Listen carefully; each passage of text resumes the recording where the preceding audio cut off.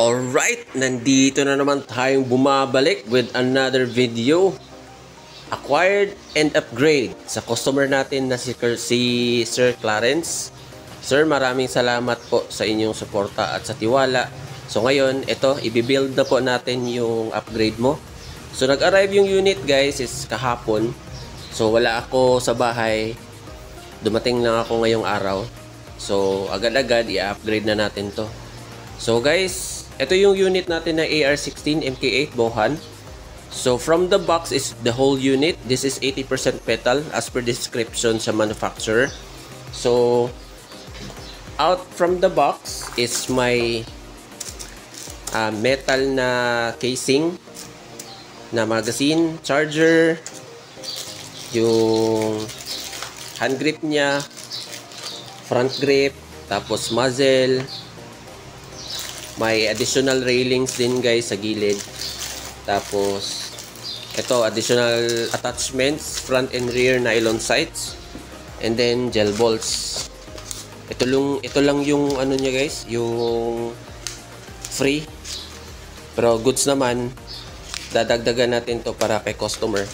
Tapos ito yung ano niya guys, ito yung battery niya na libre from the box yan.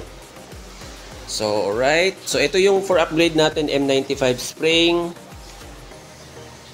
version 3 na metal ladder na may return tip. Kasi ang functions nito is meron ng bolt catch, so kailangan niya ng return tip. Tapos aluminum piston head, 13 mm na hop up for better accuracy. So alright, abang na lang kayo sa video guys for the upgrade. Without further ado, intro please.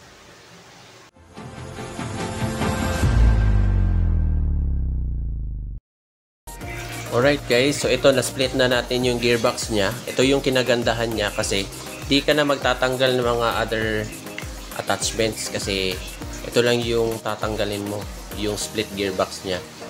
Yan. Dito lang natin yan papalitan. Ito yung internals niya sa loob.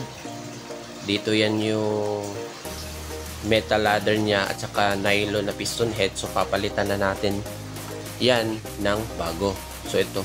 Yung issue kasi ng Bohan guys na AR16, yung piston head niya kasi is medyo maluwang.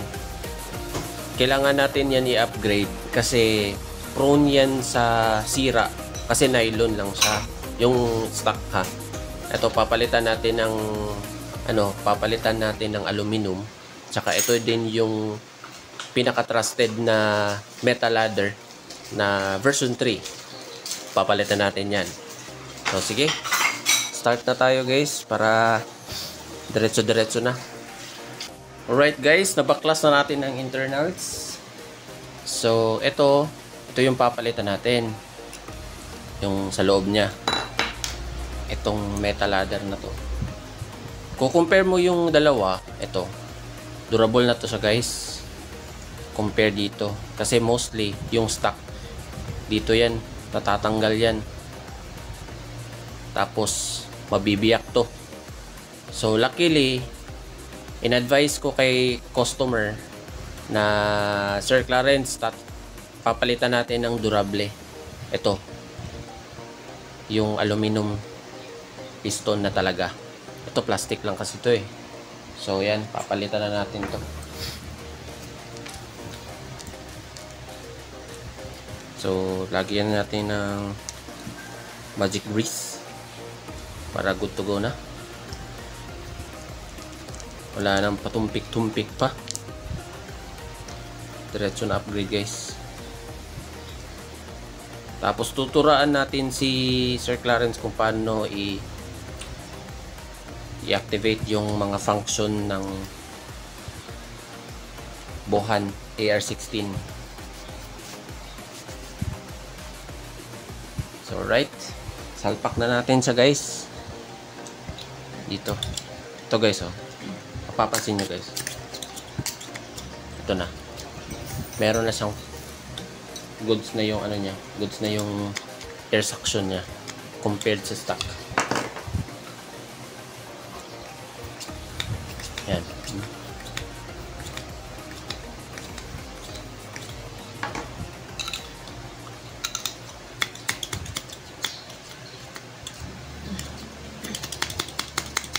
Yan. So, salpak na natin to diretso guys para makapag-test fire na tayo. May hinahabol kasi akong oras. Dapat mapadala ko to within mga before or after lunch kasi hanggang alas 3 lang kasi yung GE dito sa amin. So, tara, salpak na natin guys para wala na tayong masayang na oras.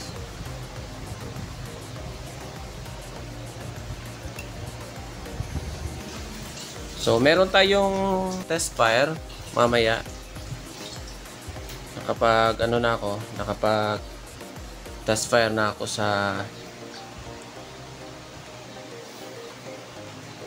naka-test fire na ako sa stock.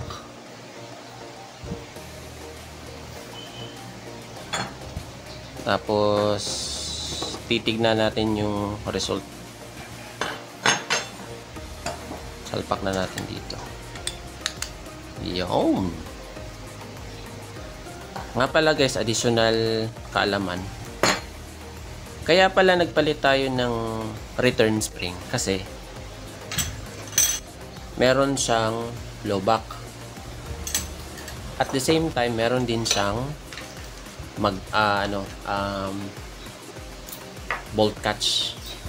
Kapag kasi yung inner barrel nyo na walang return tip, tatama yan dito.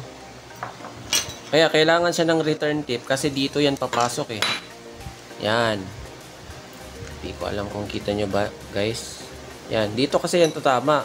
Oh. Every time na nagbo-blowback yan, every time na gagawa yan ng mechanism, kailangan yan, meron niyang sabitan dito. At the same time, dito din. Sa cylinder head niya. So, kailangan yan guys. Kung walang return tip to, yan. Walang mechanism na bolt catch at blowback. Magsa-stuck yan sa unit. Nakaka-cause din yan ng sira ng unit.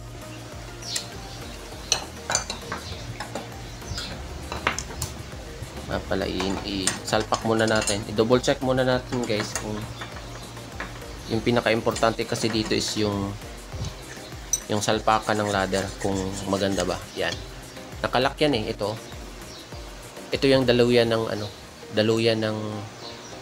ng metal ladder. Dapat goods yan. Kapag mahigpit yan, tsak, sigurado magkakaproblema kayo. So para i-sure natin na di talaga siya magsa-stuck, lagyan natin ng grasa yung gilid. Both sides yan guys.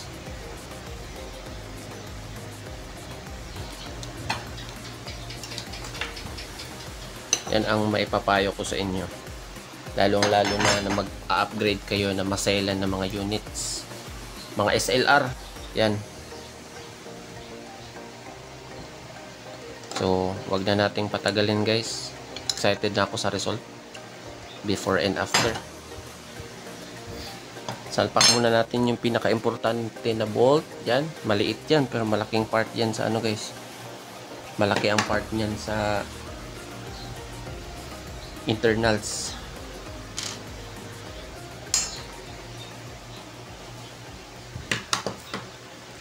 Malaki ang tulong niyan kasi kabitan niya ng ng screw. Kailangan nyo yan masalpak. Yan. Huwag nyong kalimutan yung mga guys, mga internal parts. Salpak natin yung spring dito guys. Yan. Return spring tawag dyan.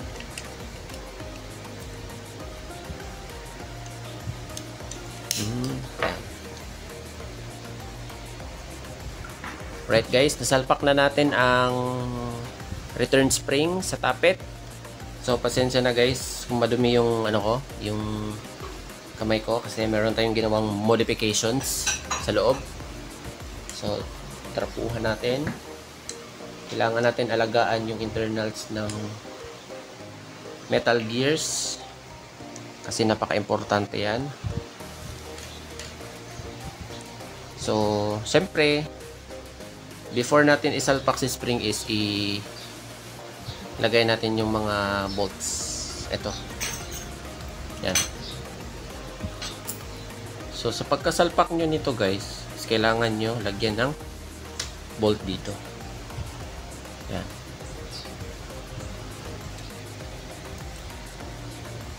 Huwag nyo munang masyadong higpitan as long as may ano lang siya.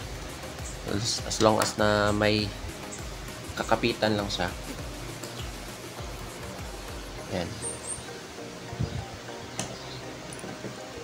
Unahin muna natin ang salpak dito sa may spring guys kasi ito yung pinaka-crucial na part.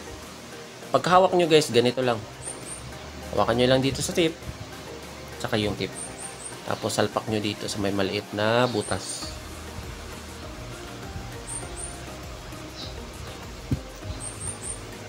Yan. Tapos ikot ng konti as long as na mapasok lang siya dito. Tulak nyo. Yan. Goods na. Goods na yan. Rubber. Meron siyang rubber guys para hindi masyadong maingay. Stock yan guys ha, hindi ko yan nilagay. Yan ang kinagandahan ngayon sa mga version ng bagong release na bagong manufacturer. May ginawa silang ano dito para hindi masyadong maingay. Yan. So isasalpak na natin yung itutuloy na natin pag screw yung bolt dito sa taas. Para mahigpit na siya. Kailangan yan.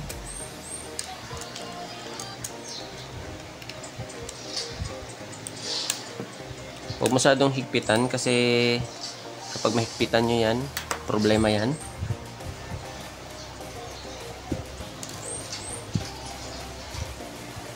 Salpak na natin dito sa may itaas para makapag-start na tayo.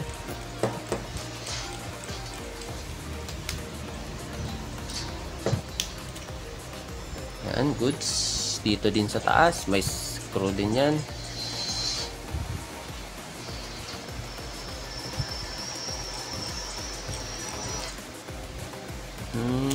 Natin.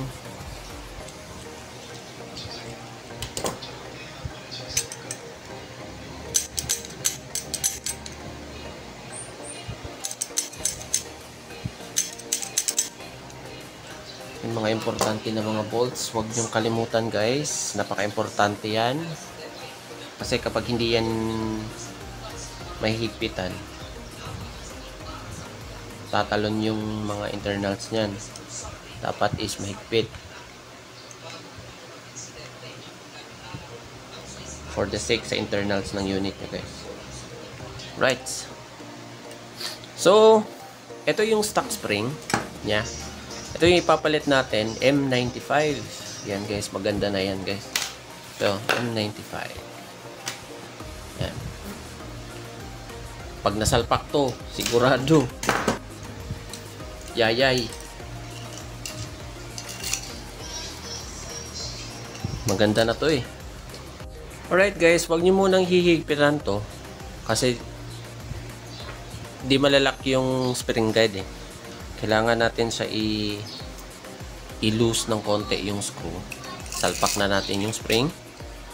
Alalay lang po sa pagkalagay kasi medyo makunat-kunat na to. Kailangan natin i-guide yung spring para masalpak po siya ng maayos. Tapos sabay ikot. Yan. Alalay lang po guys kasi hindi biro. Alright po. Okay na po siya. Nasalpak na po natin yung spring. Ito na po yung mechanism niya. Goods na po. Alright, since nasalpak na po natin, tara, install na po natin siya sa ano niya mismo, sa body niya mismo, dito sa loob. Yan, chamber kasi niya to. Tapos after nun, sasalpak natin yung ano niya, hop up ng ano natin. Ito, tatanggalin lang to. May tip kasi to. Yan, tip yan. Lalagay natin yung hop up pagkatapos. Alright, goods na po siya. Salpak na po natin. Tapos na din natin siyang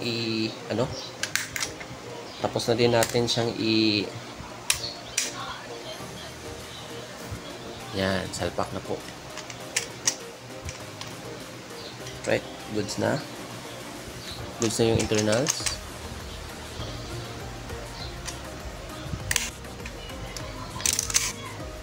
Okay. So, I'm so excited with the result, guys. Abang-abang lang po kayo. So, sige, salpak po natin muna.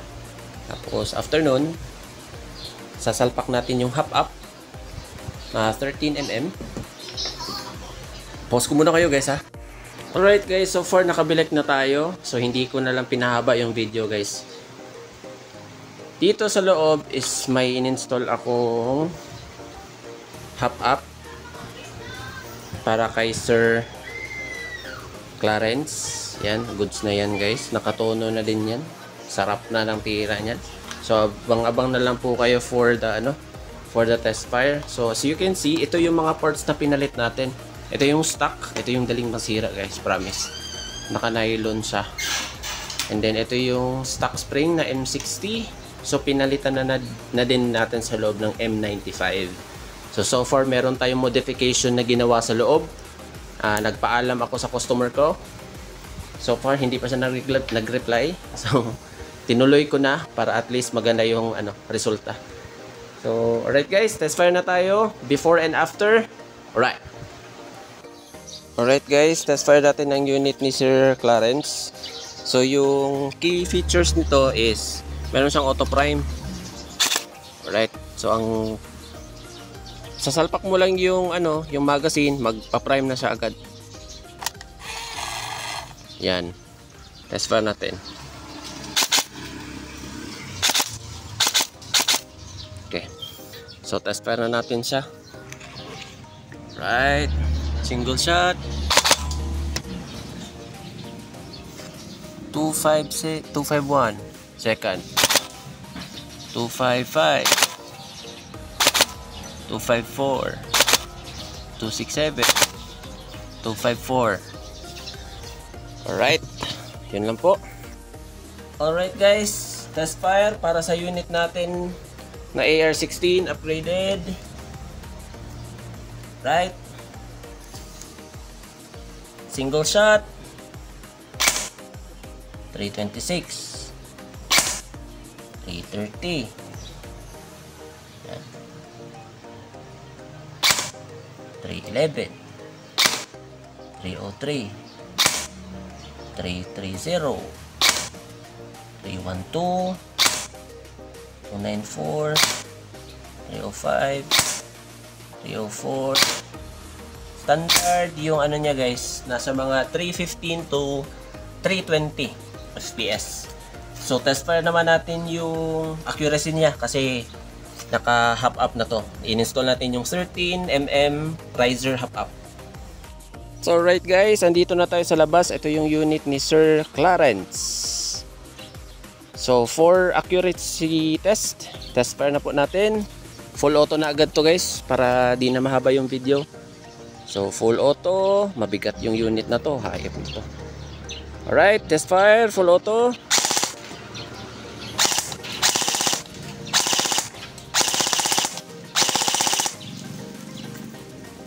Bigat na unit na to.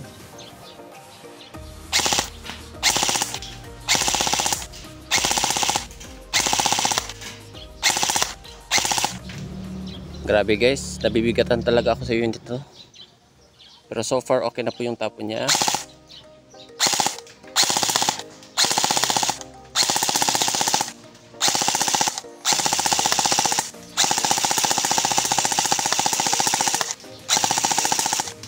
Alright.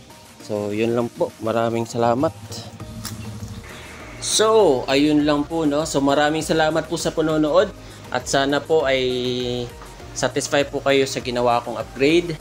So, actually, it's a slight upgrade po kasi safe build po yung ginawa ko, which is M95, at pinalitan ko na lang din yung yung metal ladder tsaka yung piston head na aluminum. Then yung pinalitan ko na aluminum na is itong metal ladder is yung version 3 na may return tip. So slight upgrade lang siya guys, which is safe build para mag long last yung unit. So no need na mag exceed pa ng guys ng M100 kasi cause yung problem is madaling mag-init yung motor. Pero okay naman, naka 11.1 battery. Pero yun pa din, gusto ko kasi mag long last yung unit guys. Mahirap na kasi malakas yung unit pero madali naman masira. So yun lang po. So maraming salamat po ulit sa panonood. Sana po ay magtangkilik pa po kayo sa mga videos ko. So maraming salamat po ulit sa suporta. Kindly na lang po, subscribe to my channel for more upcoming videos po. And then yun lang po. Ingat po kayo palagi. Maraming salamat po sa support, Mr. Clarence. Sir, salamat po sa tiwala. So ipapadala ko na po to yung unit nyo maya-maya. So alright, thank you so much. Paalam.